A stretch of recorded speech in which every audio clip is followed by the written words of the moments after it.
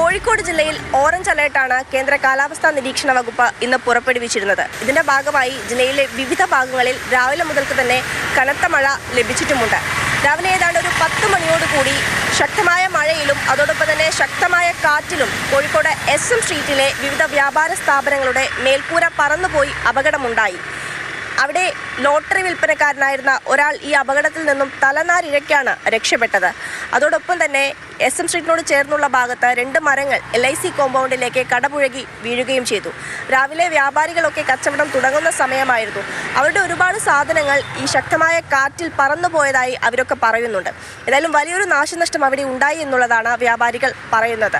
ഞാൻ ഈ ഷീറ്റിൻ്റെ ഒച്ച കേൾക്കുന്നതിന് മുമ്പ് വോട്ടിംഗ് കഷ്ടം വീഴുന്നുണ്ട്. പിന്നെ ഈ ഷീറ്റിൻ്റെ പടപടാളുടെ ഒച്ച കേട്ടോ പേടിച്ചു ഓടിയതാ. പേടിച്ചു പോയോ? പേടിച്ച്. ആ സമയത്ത് ഈ വണ്ടിയൊക്കെ തുറന്നിരുന്നു. ഇതിൻ്റെ സാധനമൊക്കെ ഫുള്ള് അവിടെ ആയിരുന്നു. ഫുള്ള് പറന്നുപോയി സാധനം. ഇതിലുള്ള സാധനം മൊത്തം പറന്നു പോയിക്കുന്നു. ഒരു 10-15 റുപ്യൻ്റെ സാധനത്തിന് നഷ്ടം വന്നിട്ടുണ്ടാവും മിക്കവാറും. അതേമാതിരി ആ കാണുന്ന വണ്ടിയിലുള്ള സാധനം, അവിടെയുള്ള കുറേ സാധനം വണ്ടി മറിഞ്ഞ് വണ്ടി തല കുത്തനെ കിട്ടുന്നത് ഫുള്ള് സാധനം. ഈ കാണുന്ന വണ്ടി അമ്പലത്തിന് മുന്നിലെത്തി ഉരുണ്ടുപോയിട്ട് ഇതിൽ കുറേ നഷ്ടങ്ങൾ സംഭവിച്ചിരിക്കണം ഈ വണ്ടിയിൽ. ഈ സമയത്ത് ചുഴലിക്കാറ്റ് സമാനമായ രീതിയിൽ ഒരു കാറ്റാണോ? ചുഴലിക്കാറ്റ് സമാനമല്ല, ചുഴലിക്കാറ്റ് തന്നെ അടിച്ചത്. രാവിലെ പെയ്ത കനത്ത മഴയിൽ ചിണ്ടാവളപ്പിൽ റോഡിൽ പാർക്ക് ചെയ്തിരുന്ന വാഹനങ്ങളുടെ പുറത്തേക്ക് മരം കടപുഴകി വീഴുകയും ചെയ്തു. പിന്നീട് ഫയർഫോഴ്സ് എത്തിയാണ് ആ മരം അവിടെ നിന്ന് വെട്ടിമാറ്റിയത്.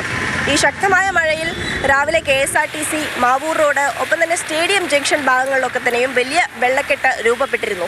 ഇന്നലെ രാത്രിയിൽ പെയ്ത മഴയിൽ കോഴിക്കോട് ഫുഡ് സ്ട്രീറ്റിൽ ബീച്ചിനോട് ചേർന്നുള്ള ഫുഡ് സ്ട്രീറ്റിലെ റോഡിൽ വലിയ രീതിയിൽ വെള്ളക്കെട്ട് രൂപപ്പെട്ടു.